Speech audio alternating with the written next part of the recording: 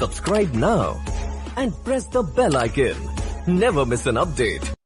आज हम लोग कक्षा 6 का विषय गणित इकाई 1 संख्या ज्ञान। इसके अंतर्गत सबसे पहले हम लोग संख्या के बारे में जानेंगे कि संख्या क्या होता है।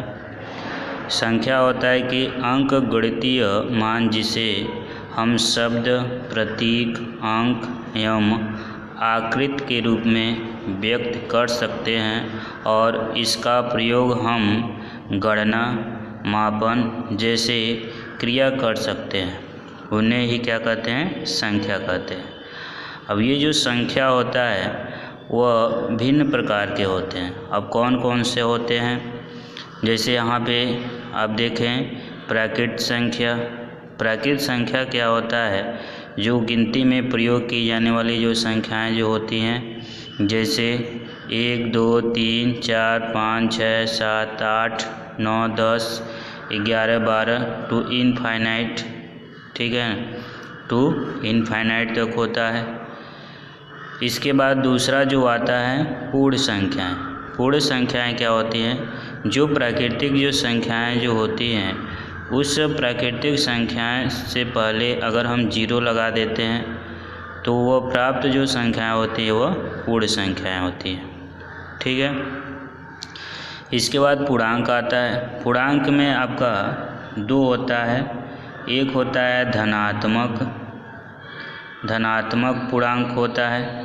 ये क्या होता है, धनात्मक पूर्णांक होता है। और एक होता है ऋणात्मक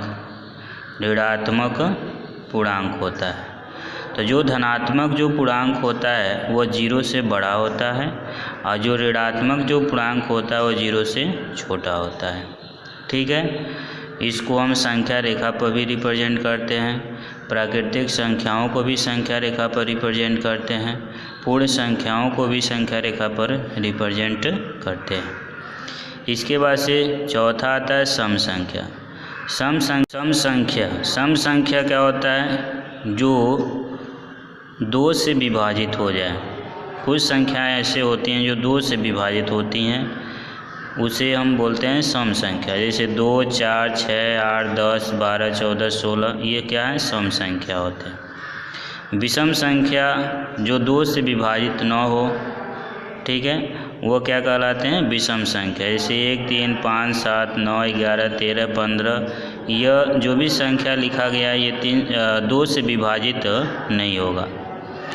इसके बाद से आता है भाज्य संख्या। भाज्य संख्या क्या होता है, वह संख्या जो खुद के अलावा दूसरी संख्याओं से भी क्या हो जाए, विभाजित हो जाए।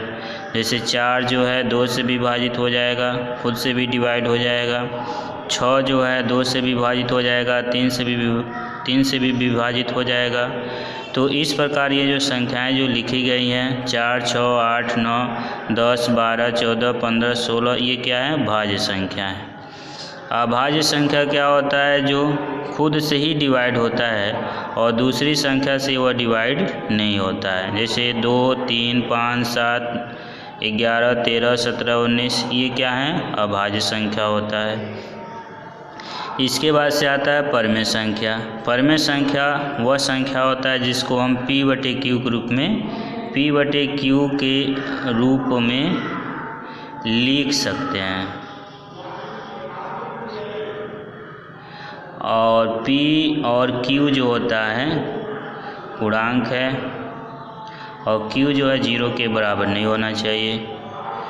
जैसे 1/2, 2/3, 2/3, 2/5, 22/7, ये क्या है, परमेय संख्या। और परमेय संख्या क्या होता है, जिसको हम P/Q के रूप में नहीं लिख सकते हैं, ठीक है ना।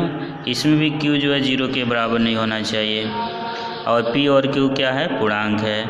तो जैसे कड़ी में 2 हो गया, कड़ी में 3 हो गया, 2 कड़ी में 5 हो गया, पाई हो गया, ठीक है, ये क्या है, अपरमेय संख्या होता है, ठीक है। इसके बाद से आता है अनुवर्तीय संख्या। अनुवर्तीय संख्या क्या होता है, जैसे 11 है तो 11 का अनुवर्ती संख्या क्या होता है, 12 होता है।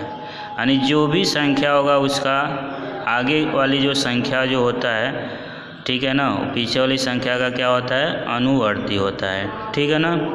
इसी प्रकार पूर्ववर्ती संख्या होता है। तो पूर्ववर्ती संख्या जैसे 11 का पूर्ववर्ती संख्या क्या होगा, 10 होगा, ठीक है ना।